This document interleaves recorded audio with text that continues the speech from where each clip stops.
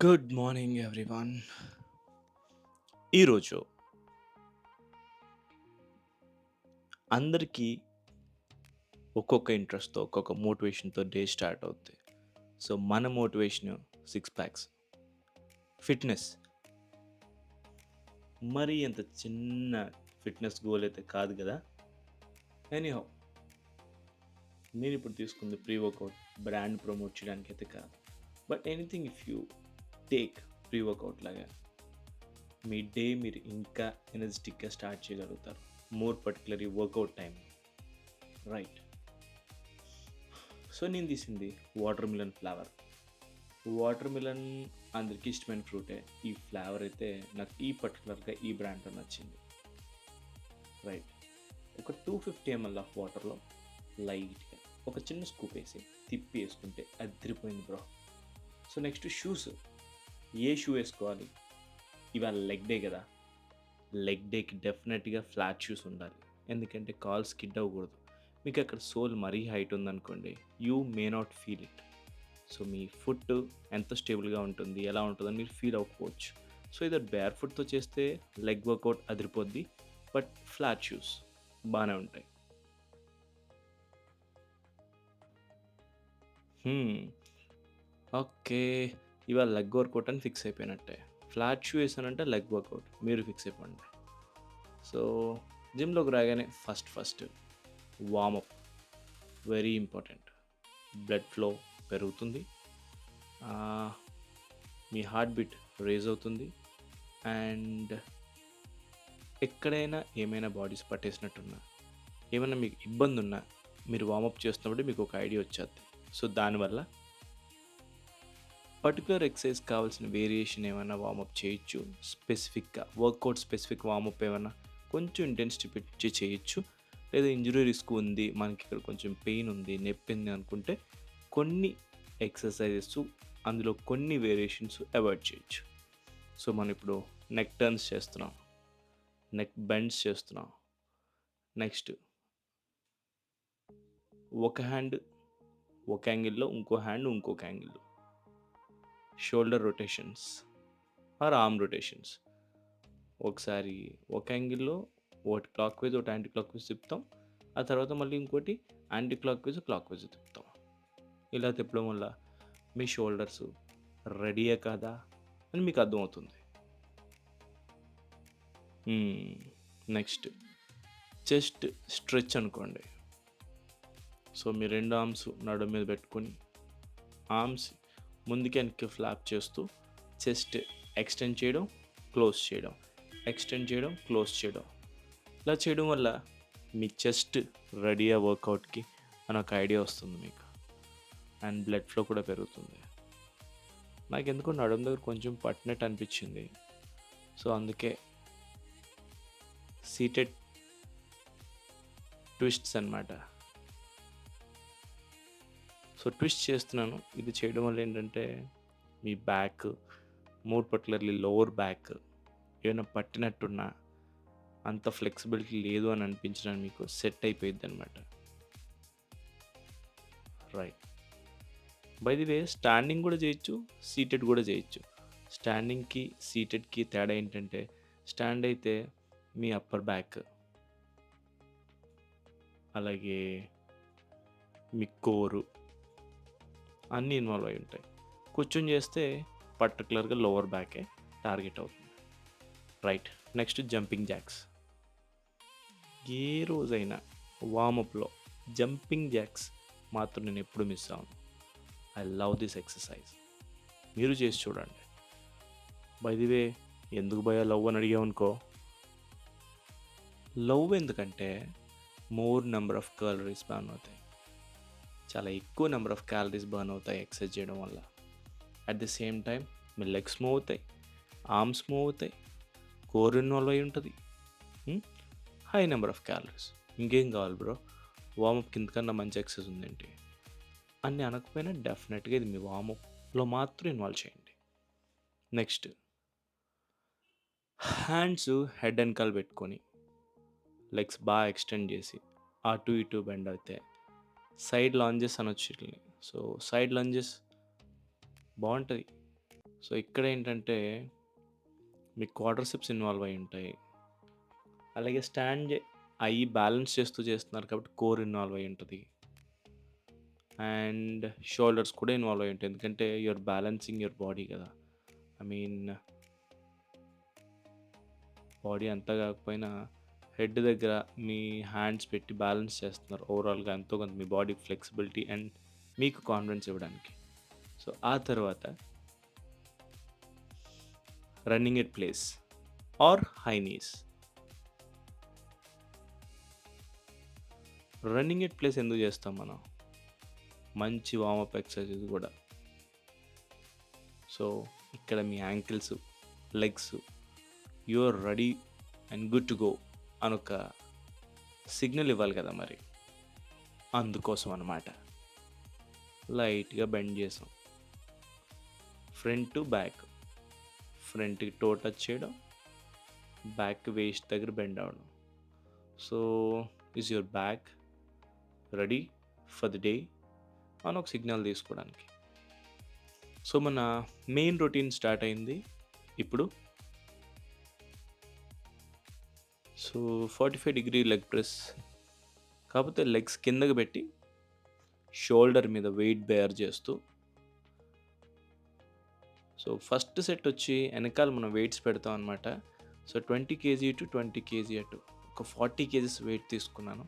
So, ఏ exercise చేసినా ఏదైనా wait బిగినర్స్‌కి అయితే ముఖ్యం కాదు. తక్కువ వెయిట్‌తో స్టార్ట్ చేయాలి. ఏ వెయిట్ లేకుండా అయినా చేయొచ్చు. But how we are actually doing the exercise. ఎంత బ్యాలెన్స్డ్‌గా చేస్తున్నాం, ఎంత కరెక్ట్‌గా చేస్తున్నాం, ఫార్మ్ మెయింటైన్ చేస్తున్నాం లేదా త్రూ ఔట్ ది ఎక్సర్సైజ్, అది ఇంపార్టెంట్. సో, మీకు అక్కడ ఒక ఫిగర్ పెట్టాను బొమ్మ. అందులో మీ ఫుట్ స్టాన్స్ ఎక్కడ పెడితే ఏ మజిల్స్ యాక్టివేట్ అవుతాయి అని ఉంది. సో, నేను పెట్టింది వైడ్ స్టాన్స్ అనమాట. సో, లెగ్స్ కొంచెం దూరంగా పెట్టాను. సో, అందులో కూడా మిడిల్‌లో పెట్టొచ్చు, ఫ్రంట్‌కి పెట్టొచ్చు, వెనక్కి పెట్టొచ్చు మీ లెగ్స్. ఈ వేరియేషన్ చేస్తున్నప్పుడు. పర్టిక్యులర్‌లీ ఈ 45 డిగ్రీ లెగ్ ప్రెస్ చేస్తున్నప్పుడు.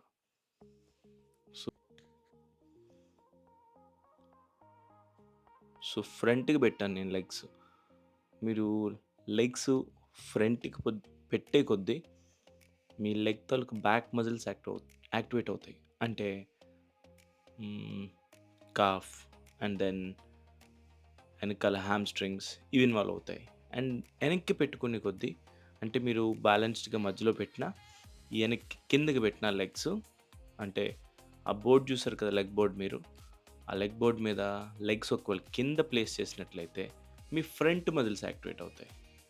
అంటే క్వాడ్రిసెప్స్ అట్లా అన్నమాట. సో, ఇప్పుడు నేను ఎక్కడ పెడుతున్నాను లెగ్, ఇప్పుడు కూడా ఫ్రంట్‌కే పెడుతున్నాను. ఫ్రంట్‌కి పెడితే బ్యాక్ మజిల్స్ యాక్టివేట్ అవుతాయి. సో, ఇప్పుడు కూడా ఫ్రంట్‌కి పెట్టాను చూసారా legs. And that two wide stance పెట్టాను. సో, వైడ్ స్టాన్స్ పెడితే మీకు ఏ మజిల్ గ్రూప్ యాక్టివేట్ అవుద్ది? వైడ్ పెడితే ఇన్నర్ థైస్. అండ్ క్లోజ్ పెడితే ఔటర్ థై. ఔటర్ థై అంటే మీ క్వాడ్రిసెప్స్‌లో అన్నమాట. సో, సెకండ్ సెట్ ఇందాక 20, 20, 40 ఏసాం కదా! ఇప్పుడు 30, 30, 60 అన్నమాట. సో, 60 కేజీ వెయిట్ మీ హామ్‌స్ట్రింగ్స్ ఎక్కువ స్ట్రెయిన్ అవుతాయి. ఎందుకంటే లెగ్స్ ముందుకు పెట్టాం మనం. వెనక్కి పెడితే ఫ్రంట్ మజిల్ అంటే క్వాడ్రిసెప్స్ మీదకొస్తుంది. ముందుకు పెడితే వెనకాల మజిల్ అంటే హామ్‌స్ట్రింగ్స్ టార్గెట్ అవుతాయి. ఇప్పుడు హామ్‌స్ట్రింగ్స్ ఎక్కువ టార్గెట్ అవుతున్నాయన్నమాట. రైట్.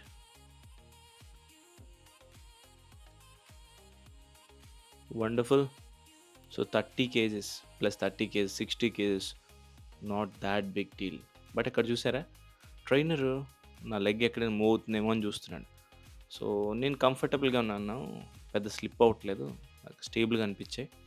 ఈ షూస్ పర్లేదు నాన్ స్లిప్పరీ అని చెప్తున్నాను అనమాట. సో, మీరు కూడా వర్కౌట్ ఎప్పుడు పర్టిక్యులర్‌లీ ఫుట్ వర్కౌట్ చేస్తున్నప్పుడు, లెగ్ ప్రెస్ చేస్తున్నప్పుడు మీరు గుర్తుంచుకోవాల్సిన విషయం మీ లెగ్ స్లిప్ అవ్వకూడదు. అది main important point. Okay. So, third set 40 + 40 80 KG వర్కౌట్‌కి నేను రెడీ. నేను అంత సింపుల్ ఏం కాదు బ్రో. ఒకసారి చేసి చూడు కావాలంటే. సో, వెయిట్ ఎయడానికి ఎళ్తున్నాను అనమాట ఇప్పుడు.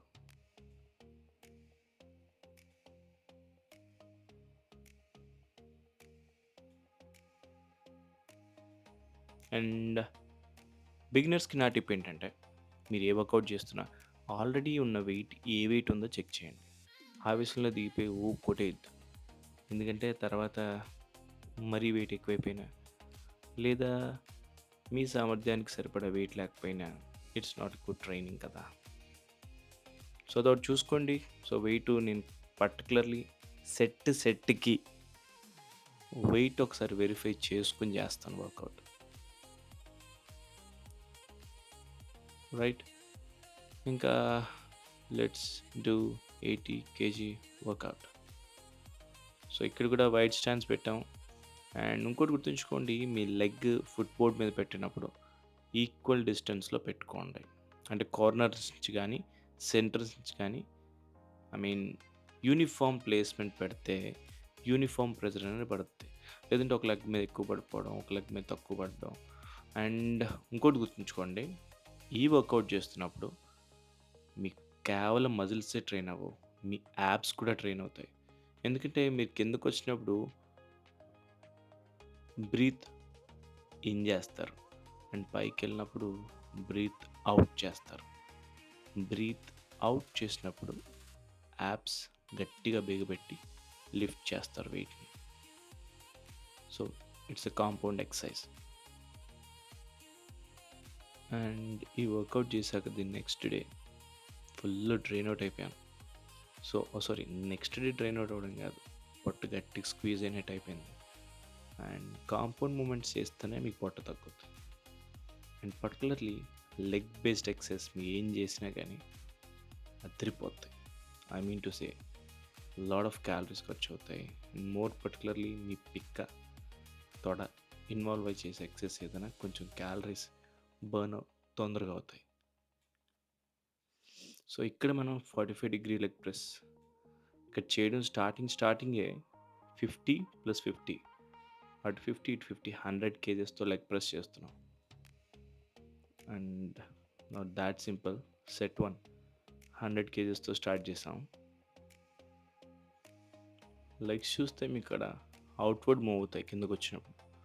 అంటే లెగ్స్ మీ చెస్ట్‌కి టచ్ అవ్వవు. చెస్ట్ నుంచి అవే మూవ్ అవుతాయి.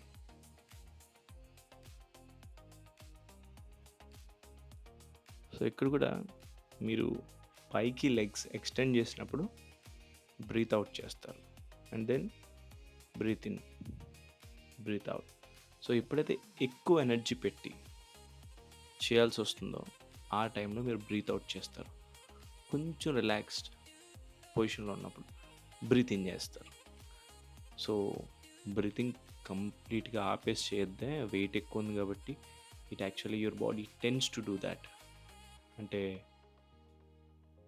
బ్రీతింగ్ ఆపేసి ఎక్సర్సైజ్ చేస్తే మాత్రం సడన్‌గా కళ్ళు తిరిగి పడిపోతారు. చూసుకోండి. When I felt thought many times. So, breathing is very important while doing the exercise. So, leg press చేసినప్పుడు ఫుట్ స్టాండ్స్ ఎక్కడ పెడితే ఏ మజిల్ యాక్టివేట్ అవుతుంది అన్నది కూడా చూడండి. వైడ్ పెడితే ఇన్నర్ టైస్, క్లోజ్ పెడితే ఔటర్ టైస్, ఫ్రంట్ పెడితే హ్యామ్‌స్ట్రింగ్స్, వెనక్కి వెళ్తే క్వాడ్రిసెప్స్. సో, కెమెరా కాళ్ళ మధ్యలో పెట్టి కొంచెం పైన పెట్టా. Just in order to give you a view. Legs చూసారా టువర్డ్స్ ది చెస్ట్ వెళ్ళట్లేదు, అవే అవే వెళ్తున్నాయి. సో, మీరు క్లోజ్గా పెట్టుకున్నారంటే మీ నీస్ మీ చెస్ట్కి తగిలి అక్కడితో ఆగిపోవాల్సిన అవసరం ఉంటుంది. అదొకటి గుర్తుంచుకోండి. Doing great, wonderful. బట్ నమ్మండి, లెగ్స్ కానీ మీరు కంప్లీట్గా డ్రైన్ అవుట్ అయ్యేటట్టు వర్కౌట్ చేస్తే యాప్స్ మాత్రం భలే చేంజ్ చూస్తారు. ఎందుకంటే హెవీ వెయిట్ చేసినప్పుడు మోర్ పర్టికులర్లీ యాప్స్ స్క్వీజ్ చేయాల్సి ఉంటుంది. లైక్ మీరు ప్రెస్ చేసినప్పుడు బ్రీత్ అవుట్ చేసి హెవీగా స్క్వీజ్ చేస్తారు యాప్స్ని. అండ్ దెన్ కిందకు వచ్చినప్పుడు కొంచెం రిలాక్స్ అయ్యి బ్రీత్ ఇన్ చేస్తారు. God. So plus 60 plus 60 120 kgs leg press. మరీ అంత కష్టమేం కాదులే, బట్ ఈజీ అయితే ఏమాత్రం కాదు. సో సెట్కి మధ్య గ్యాప్ ఎంత ఇవ్వాలి, అది కూడా జనరల్గా వచ్చే డౌట్. సో బిగినర్స్కి అయితే preferably 1 to 3 minutes definitely. And 1కి వచ్చేసారు మీరు అనుకుంటే వండర్ఫుల్. ఐ మీన్ గ్రాడ్యువల్గా మీరు తగ్గించుకుంటూ రండి. ఏ మాత్రం గ్యాప్ ఇవ్వకుండా తొందరగా కొట్టేస్తే మాత్రం నాట్ ప్రిఫర్డ్ ఫర్ బిగినర్స్. నేను కూడా బిగినర్నే ఒక విధంగా, ఎందుకంటే చాలా ఏళ్ళ తర్వాత మళ్ళీ జిమ్ స్టార్ట్ చేశాను ఈ మధ్యకాలంలో. బట్ వర్చువల్ ట్రైనర్గా ఉంటే నాతో పాటు మీకు బెనిఫిట్ అవుద్ది అన్న ఒక ఫీలింగ్తో ఈ వీడియోస్ చేస్తున్నా. రైట్. అండ్ లెగ్ ప్రెస్ పక్కన పెడితే మీ హ్యాండ్స్ పట్టుకోవడానికి గ్రిప్ ఒకటి ఉంది చూసారా, హ్యాండిల్ బార్, అది మాత్రం చాలా గట్టిగా పట్టుకోండి. ఎందుకంటే అదే మీకు చాలా సపోర్ట్ ఇస్తుంది.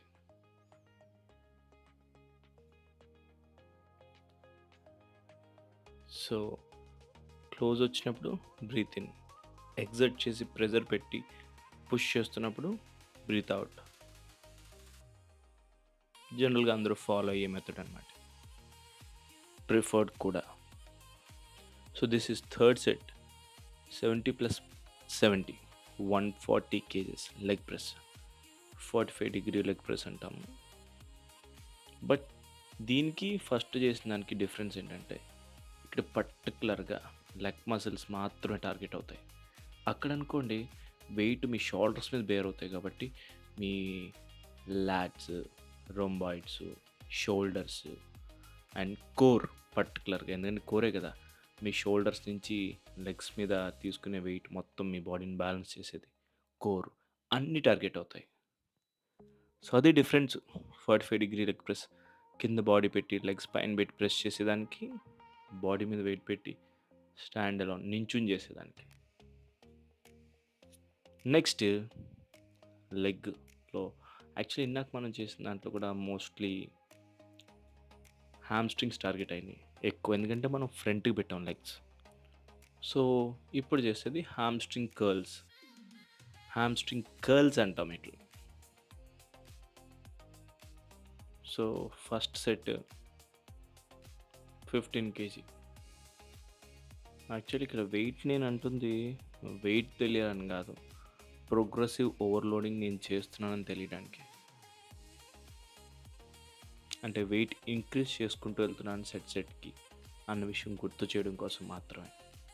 సో బిగినర్స్ ప్రిఫరబ్లీ లో వెయిట్తో స్టార్ట్ చేయొచ్చు, ఆర్ 3 మీకు పెద్ద అనిపించలేదు అనుకుంటే 3 బార్లు కూడా పెట్టుకోవచ్చు. సో ఇక్కడ మీరు గమనించాల్సింది, మీ బాడీ అంతా ఆ ప్లాట్ఫామ్కి టచ్ అవ్వాలి అండ్ మీ నీస్ సపోర్ట్ ఎడ్జ్లో ఉండాలి. మీ నీస్ అనేవి ఎడ్జ్కి తగిలి then you have to curl. Bar కిందకి లెగ్స్ పెట్టి కర్ల్ చేస్తాం కదా, సో అక్కడ నీస్ సపోర్ట్ అనేది టచ్ అవ్వాలి మీ నీస్ ప్లాట్ఫామ్కి. అంతేగాని అక్కడికి కిందకు వచ్చేస్తే కనుక అన్స్టేబుల్గా చేయాల్సి ఉంటుంది. మీరు మీ నీసు ఫ్లాట్ సర్ఫేస్కి టచ్ అయ్యి and then you do curls. So second set 20 kg వేసాం అనమాట, అంటే 5 kg బార్లు. వండర్ఫుల్, కానీ మరీ టఫ్ అనిపించింది. మీరే వెయిట్ చేస్తారు కమెంట్ చేయండి. ఈ హ్యామ్స్ట్రింగ్ కర్ల్స్ చేసినప్పుడు మీరే వెయిట్ చేస్తున్నారో కమెంట్ చేయండి. ఎలా అయితే బైసెప్ కర్ల్స్ చేస్తే బైసెప్ పెరుగుతుందో, ఈ హ్యామ్స్ట్రింగ్ కర్ల్స్ చేస్తే మీ హ్యామ్స్ట్రింగ్ మజిల్ కూడా పెరుగుతుందన్నమాట. సో సెట్కి గ్యాప్ అన్నాను కదా, ఆ చిన్న రిలాక్సేషన్ అనేది ఉంటే ఫుల్‌గా రికాల్ అయ్యి నెక్స్ట్ సెట్‌కి అదరగొట్టేస్తారు మీరు. సో, థర్డ్ సెట్ కూడా చేశాను. But I didn't record this. 3 sets A variation చేసినా చేస్తా వచ్చాను. సో, అప్పటికే ఫుల్ డ్రైన్ అయిపోయాను. Actually I'll close the session అనుకున్నాను. బట్ అన్నీ ట్రైన్ చేసాం. ఆ ఒకటి మాత్రం వదిలేయడం దేనికి? Cough muscle. చేసేద్దాం కాఫ్ మజిల్. సో, యాక్చువల్లీ ఇది హామ్‌స్ట్రింగ్స్‌కి ఎక్కువ ఇంటెన్సివ్ ఎక్సర్సైజ్ అంటే ఈ డే పర్టిక్యులర్‌లీ. ఎందుకంటే నేను లెగ్స్ పెట్టిన స్టాండ్స్ ఫుట్‌బోర్డ్ మీద గానీ, హామ్‌స్ట్రింగ్స్‌కి ఎక్కువ మజిల్స్ ఎక్కువ ట్రైన్ చేయడానికి స్కోప్ ఉందనమాట ఆటిల మీద. I mean 45 degree leg press. ఇప్పుడు మనం చేస్తుంది కాఫ్ రైజెస్.